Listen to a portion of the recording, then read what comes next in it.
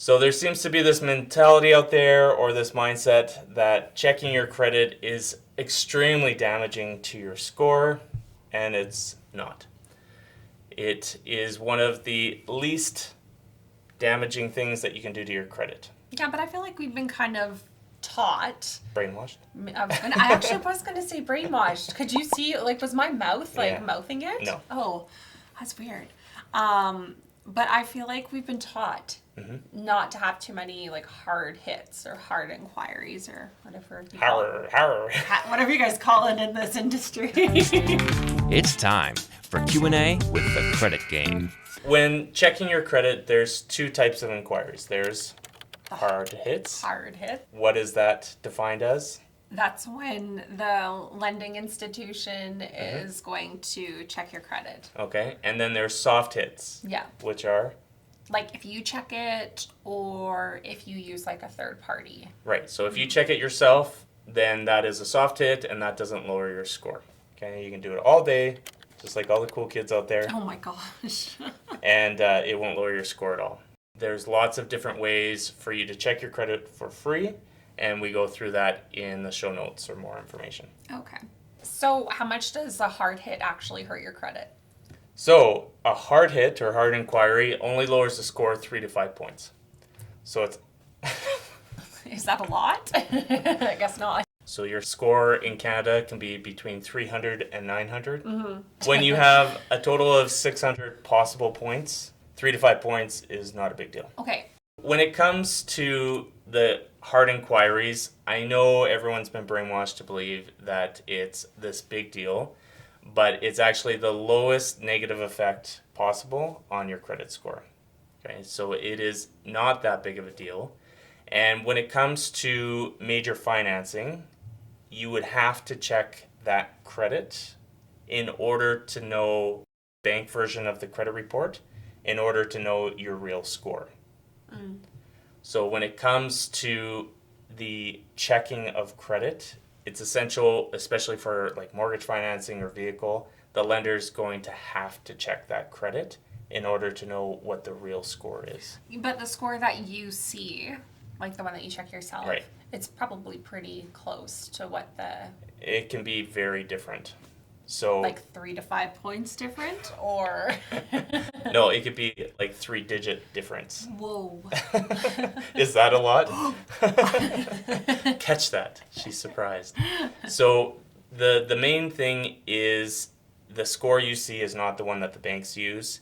And I know that can be confusing if this is the first video you're seeing of us. We've talked about it a lot. We have videos in the show more info that goes through that in more detail. But for the purposes of this video, just know that hitting of the score is not a big deal. Okay. Why does applying for credit lower your score? That's a great question. That was fed to me. The reason why is because in the eyes of Equifax and TransUnion, the scoring system is there to determine risk. Now, going and checking your credit once or applying for credit once, no big deal. So that's why it's such a low 3 to 5 point hit. However, they would see going and applying for a ton of different credit accounts or new credit, that is risky, and that is something that new lenders don't like to see. So that's why they lower the score with every inquiry. However, there is good news. There's something that's called the De-Duplication. I feel like Rule? you've said this word before. Yes. Now, De-Duplication is what Equifax and TransUnion use. I call it the shop until the score drops rule. Isn't that better? That's so much better. So with Equifax and TransUnion, well, with Equifax, there's 45 days that if you are shopping for mortgage financing or vehicle financing, that all those inquiries only lower the score once. Oh, that's good. And with TransUnion, it's 2 weeks. So for those that are freaking out saying, well, I'm just trying to shop for the best rate, any shoppers you know of? For people that are concerned about getting the best rate, best terms, and shopping around, then just know that any inquiries done within that 45 days with Equifax or 2 weeks with TransUnion only lower the score once. Oh, okay. And so that is Equifax and TransUnion's way of reducing the problem. Oh, okay. So, well, isn't that nice of them? Oh, look at them. So it only lowers the score once. However, you will still see each company that you apply for, or if it's a broker, who they apply or send your information to. So if you go for vehicle financing, you go to a dealership and then they go and shop it out 5, 6, 7, 20 times, whatever it is. You'll see each individual lender listed on your report. Oh, that's which cool. makes it look messy, but it's designed to let you know where your credit has been sent. But there is no negative effect by shopping it around, as long as you're considering or in regards to the score that the banks use.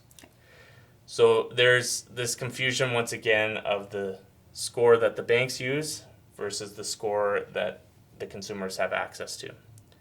And we go through that in more detail in a different video.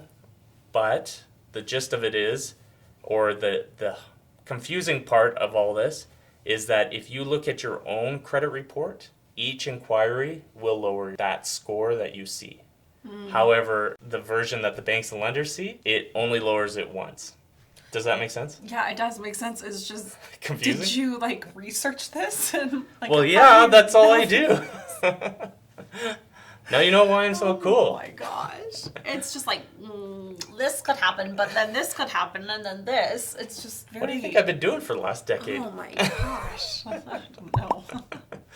So, after many years of studying reports, oh my gosh, you can see the difference. So, that's one reason why, if you're looking at your score and you've noticed a drop after shopping for mortgages or vehicle loans, that is why you were seeing the hard hit for each one. But that is not the score that the banks use. And so, it's not a big deal, even though it looks bad on your report. And we have other videos that go through that in more detail for Jess when she's wants to learn more or see what I've been up to or not. So if someone keeps pulling your report, yes, how do you stop them? So when you sign up for any kind of bank account with any lender or essentially do anything to do with credit, that original form allows the creditor to continue pulling your credit forever. That doesn't seem legal. Well, it's in the fine print. Of course, no one reads it. Except for... No, not even I do. That stuff's way too boring. Oh, okay. Not boring. not like my book. But as far as the consent, you've given the company consent. So they can pull it, advertise to you, offer you products, whatever they want to do with pulling your credit report, they can do that. So what if you... say, yeah, I don't want you to pull it all the time. Pull it once and that's it. So you have to go and ask for a withdrawal of consent form. Oh, okay. So that's also not very common. And so the rep that you're dealing with might not know what that is. Mm-hmm. So you might have to talk with the manager. But every company that offers credit or pulls credit should also have a withdrawal of consent form to stop the ability of them doing that. Mm-hmm. Okay? Because that ultimately can lower your credit score then if they're constantly pulling it. That's right. But how would you know if they're pulling it? By checking your credit, Jesselyn. Oh.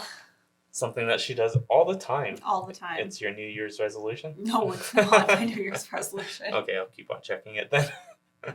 Business as usual.